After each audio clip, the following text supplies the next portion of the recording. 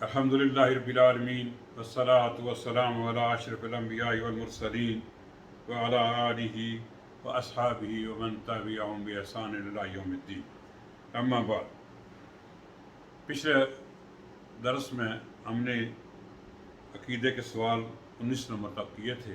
آج 20 نمبر سوال لیتے ہیں عقیدہ و منہج کا.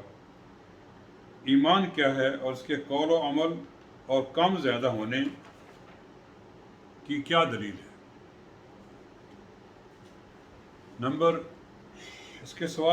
یہ سوال ہے، اس کا جواب ہے امام بخاری رحمہ اللہ فرماتے ہیں، میں نے 1080 محدثین سے علم حاصل کیا، سبھی کہتے ہیں کہ ایمان قول و عمل کا نام ہے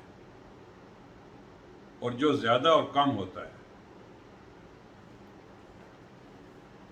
ایمان کی اس کی دلیل لیتے ہیں قرآن سے. اعوذ باللہ من الشیطان الرجیم. وَمَا أُمِرُوا إِلَّا لِيَعْبُدُوا اللَّهَ مُخْلِصِينَ لَهُ الدِّينَ حُنَفَاءَ وَيُقِيمُوا الصَّلَاةَ وَيُؤْتُوا الزَّكَاةَ وَذَلِكَ دِينُ الْقَيِّمَةِ. بس انہیں اس کے سوا کوئی حکم نہیں دیا کہ وہ صرف اللہ کی عبادت کریں، اسی کے لیے دین کو خالص رکھیں. سورۃ البینہ. اس آیت میں نیت اور قول و عمل کو دین کا نام دیا گیا.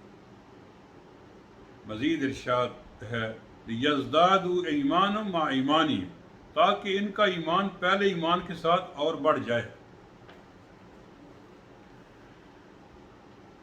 تو حدیث سے اس کی دلیل ایمان کے 70 سے زیادہ درجے ہیں اور سب سے اونچا درجہ لا الہ الا اللہ کہنا اور سب سے کم درجہ رستے سے تکلیف دہ چیز کو دور کر دینا. صحیح مسلم کی حدیث. اگلا سوال 21 نمبر. ارکان ایمان کیا ہے؟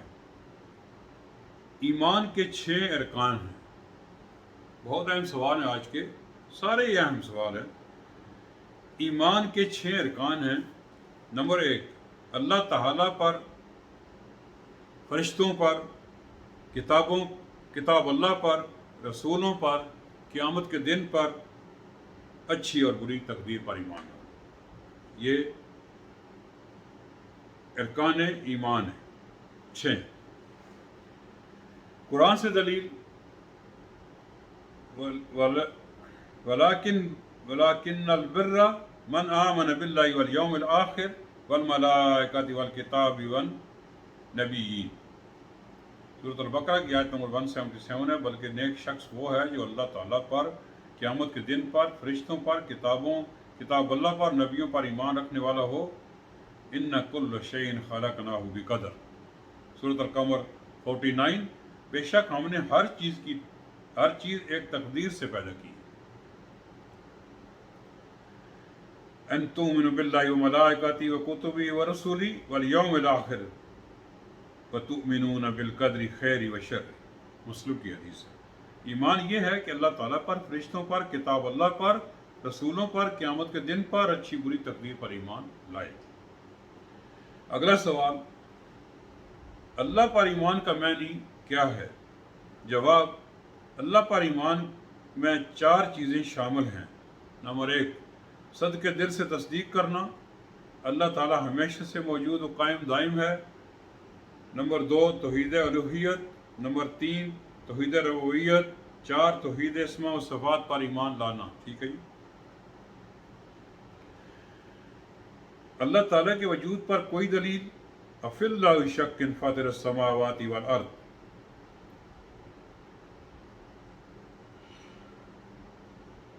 کیا اللہ کے بارے میں بھی شک ہو سکتا ہے جو آسمان و زمین کو پیدا کرنے والا ہے؟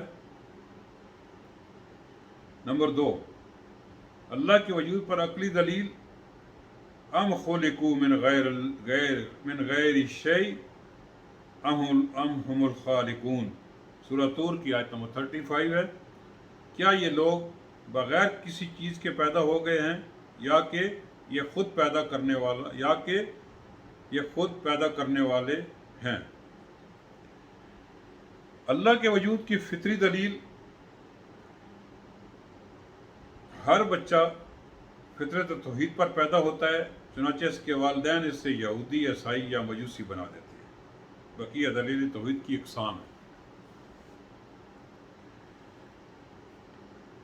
آخری سوال لیتے ہیں جو بہت اہم اور ضروری سوال ہے، اللہ تعالیٰ کہاں ہے؟